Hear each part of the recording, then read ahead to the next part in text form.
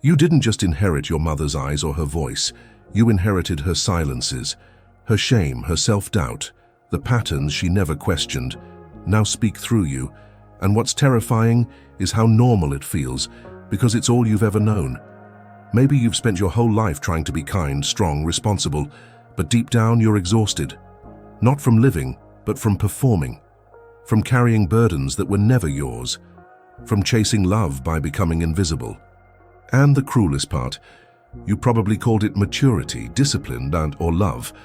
But what if I told you that the voice in your head that punishes you when you rest isn't yours?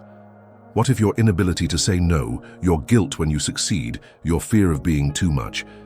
What if all of it was inherited, passed down like a ghost in the family house?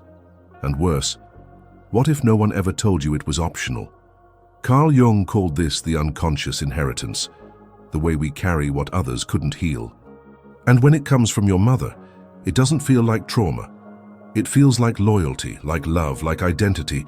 This video will take you into the most hidden part of yourself, where the mother wound lives, where the false self formed, and where, maybe for the first time, you'll be invited to become your own mother. Not to reject her, but to reclaim the parts of you she couldn't hold. By the end, you'll see yourself with new eyes, not as broken, not as needy, but as someone finally ready to come home to themselves. If that sounds like something you've been waiting for, stay with me. And before we begin, click like and subscribe, so you never miss the healing you didn't know you needed. Some wounds are so deep they become invisible. Not because they heal, but because they become you. The mother wound is one of them. It's not about dramatic abuse or obvious trauma. It's about the silent inheritance, the sadness she never named, the fears she never processed, the limits she never questioned. These things don't just live in her story. They become part of yours. Maybe you've noticed it. The way you sabotage peace when it finally arrives, or how guilt whispers every time you try to rest. It feels personal, but it isn't. It's inherited. You were trained in her emotional language before you could even speak yours. Imagine growing up watching a woman always tired, always apologizing, always giving and rarely receiving. That image doesn't leave you, it imprints you. Her exhaustion becomes your standard. Her silence teaches you how to repress. Her constant sacrifice becomes your definition of love. You begin to believe that love is earned through suffering, that care is given when you disappear. And so, without knowing, you start copying her struggle, not to honor her, but to stay connected to her. Because as children, we'd rather be in pain with our mothers than be joyful without them. That's how deep this blueprint runs. Now fast forward to your adult life. You wonder why you feel responsible for everyone's happiness. Why you flinch when someone gets angry, or why you can't say no without drowning in shame.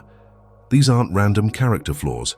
They're inherited patterns, emotional blueprints passed down from a woman who probably did the best she could with what she had. But Jung would remind us, the unconscious rules your life until you make it conscious. The mother wound isn't just about her. It's about how you've internalized her survival mechanisms and made them your personality.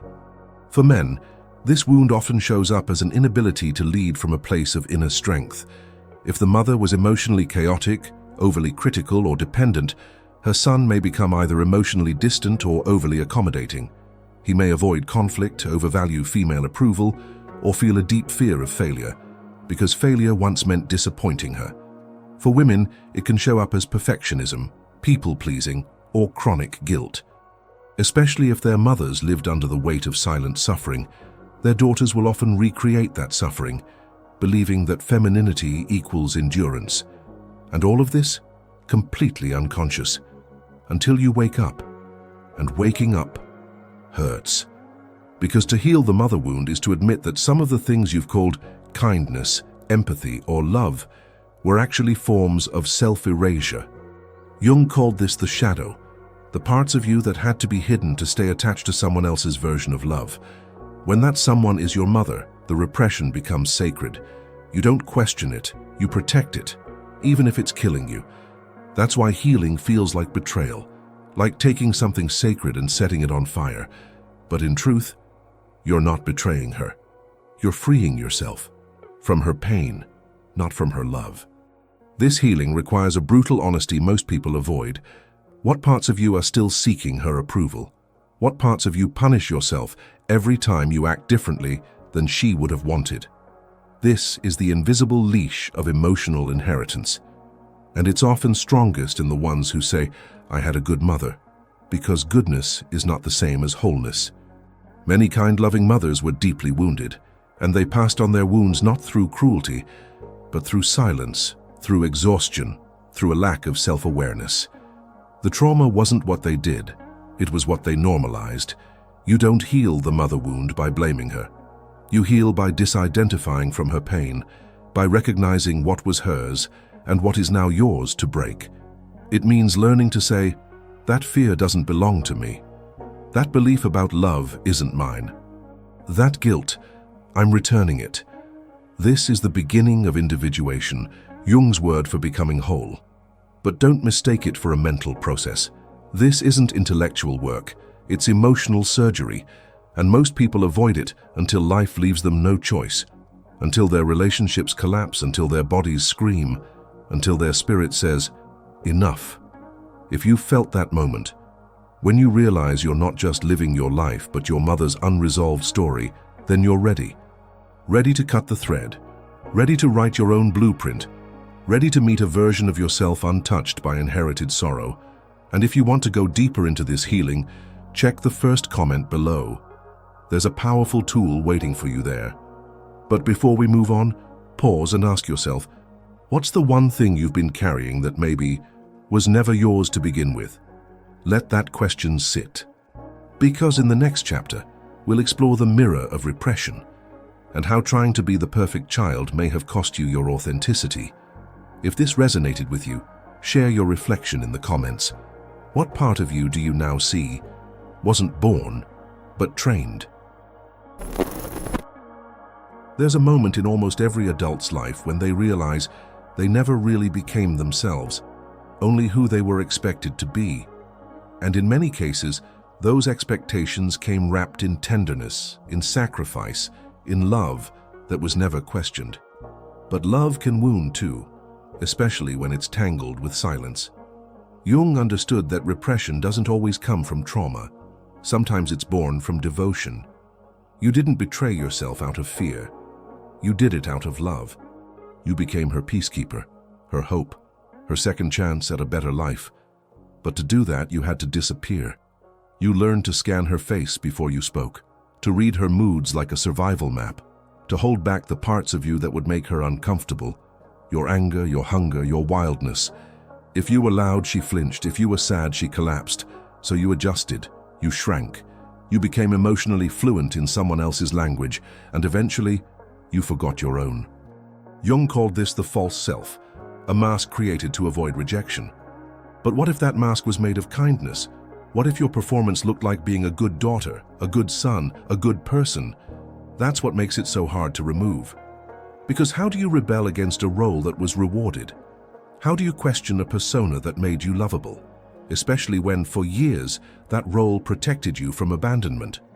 For many, especially women raised by emotionally overburdened mothers, being good meant being invisible. You learned to anticipate needs before they were voiced, to overfunction so no one else had to fall apart. You became what she needed, calm, selfless, composed, and maybe you still are. But here's the cost. When you spend years becoming someone else's answer, you stop being your own. This repression doesn't disappear, it waits. In the body, it becomes tension. In the mind, it becomes perfectionism. In the soul, it becomes shame. You might find yourself in relationships where you're constantly adapting, always guessing what others want, terrified of being too much. Or maybe you feel empty after every accomplishment because nothing feels like yours. These are not personality quirks. They're the side effects of a childhood spent performing. Jung would ask, when did you first learn that being yourself was dangerous? And the answer often echoes back, when she looked at me and needed something else. This isn't about villainizing your mother. It's about recognizing the sacred roles we play to stay loved. Many mothers unknowingly place their unlived lives on their children, especially daughters. They project the dreams they buried, the strength they feared, the rage they repressed, and the child absorbs it like gospel. This is how repression becomes love. You hide your truth because your truth might break her. You hide your power because her weakness made you afraid of your own. But repression is not safety. It's self-abandonment dressed as loyalty. To reclaim your identity, you must first name what was never yours. Was your quietness really part of your nature, or something learned to avoid conflict? Was your helpfulness a virtue or a survival strategy? Was your niceness rooted in empathy or in fear of rejection? These aren't easy questions. They shake your foundations. But without them, you remain stuck, living a script that isn't yours, playing a role in a drama you never wrote. Jung reminds us, you can't become whole by remaining obedient to the past. Healing this means becoming emotionally disobedient. Saying no where you used to say yes. Speaking when you were trained to stay silent. Feeling what was once forbidden. It means facing the guilt that will come and walking through it, because the guilt isn't yours. It's the shadow of the false self crumbling. And on the other side is something sacred, your truth. Not the truth she needed, not the one others demanded, your truth. And it won't be perfect, it won't be easy, but it will be yours. And that is the beginning of freedom. If this resonates, revisit your roles. Question the mask. Ask, who would I be without the script of the good child? And if you're ready to dive deeper, check the first comment. There's something waiting to help you begin. But don't rush. Let this truth settle. Because in the next chapter, we'll explore something even more tender, the process of becoming your own inner mother. And if this stirred something in you, share it below. What role are you finally ready to outgrow? Some parts of you are still waiting, not for success, not for love, but for safety. For someone to finally say, you're allowed to exist exactly as you are. That someone was supposed to be your mother, but if she couldn't offer it, because no one offered it to her, then the wound doesn't just disappear, it waits in your nervous system, in your choices, in the voice that says you're too much, too sensitive, too needy. And that's where the real work begins, not in blaming her, but in learning how to become your own mother. That's the path Jung hinted at when he spoke of individuation, becoming what your past couldn't offer. To reparent yourself means holding space for the part she couldn't welcome. If she was anxious, you likely silenced your fears. If she was overwhelmed, you probably dimmed your needs. If she was emotionally absent, you learned to pretend you didn't care. But none of that vanished. It went underground, into the shadow. And now, as an adult, it leaks through self-sabotage, burnout, isolation, or overachievement. You might think you're just tired or broken or not disciplined enough. But often, you're just parenting yourself the same way she did, through neglect, criticism, or unrealistic pressure. So here's the uncomfortable truth. You became the mother you feared. Not because you're cruel, but because the inner child copies what it knows. If she dismissed your tears, now you dismiss your own. If she never rested, now you feel lazy for slowing down. If she collapsed under pressure, now you avoid responsibility altogether. This is emotional inheritance at its most dangerous, when the wound becomes the guide. And Jung warned us, whatever you do not bring to consciousness returns as fate. Healing begins when you interrupt this cycle. Reparenting is not an aesthetic. It's not soft lighting, bubble baths, or journaling once a month. It's a radical daily decision to meet yourself where no one else did. It means feeding yourself when you're starving for love, setting boundaries when you're afraid of being abandoned, speaking gently to yourself when you've made a mistake. And yes, sometimes it means grieving, because to reparent yourself is to admit what was missing. It's to face the loneliness you carried as a child and choose finally not to abandon yourself again. This process isn't glamorous. It doesn't go viral. It won't make people applaud, but it will make you whole. Because for the first time, you're not performing for love. You're offering it, not just to the healed version of you, but to the messy, angry, scared parts too. You become the mother who says, you don't have to earn rest. You're not wrong for needing help. You're still worthy when you fail. These words change lives, but only when lived, and only when practiced relentlessly. And let's not forget, this work also heals forward. When you stop passing down what was passed to you, Generations shift. You don't just become your own mother. You become a better ancestor for your future children, for your relationships, for the world. Because the way you speak to yourself in the dark shapes the way you speak to others in the light. Jung believed the true spiritual task is integration, not perfection. And integration starts when you choose to be with yourself, especially in the places where she couldn't be. So ask yourself, what would change if I spoke to myself like someone I wanted to protect? What would soften if, instead of punishing your chaos, you held it? What would rise in you if you stopped trying to be strong and started being real? That's the rebirth of the inner mother. And it doesn't happen all at once. It happens in small moments, in the way you breathe when you're anxious, in the way you pause when you're triggered, in the way you stay when you want to run. Stay. That's how the wound heals. If this touched something deep, sit with it. Then write one sentence you wish she had told you and tell it to yourself every day. And if you want to explore this further, check the first comment. We've left a resource that might guide your next step. And before we move to the introduction, tell us in the comments, what part of you are you ready to reparent, gently, daily, fully? You were never too much. You were just born into a system too small to hold your truth. All those years you spent shrinking, adapting, over-functioning, they weren't your fault. They were your inheritance. But now that you see it, they're your responsibility. Because healing doesn't happen by accident. It happens when you choose to stop calling pain normal. When you stop performing for love and start giving it to yourself first. When you become the mother, the protector, the voice you always needed. So let this video be your invitation, not to blame, not to fight, but to reclaim. You are allowed to change what was passed to you. You are allowed to end with you what began before you were born. But I'll ask you this. What belief about yourself are you finally ready to return? What part of you are you ready to meet, without fear, without shame?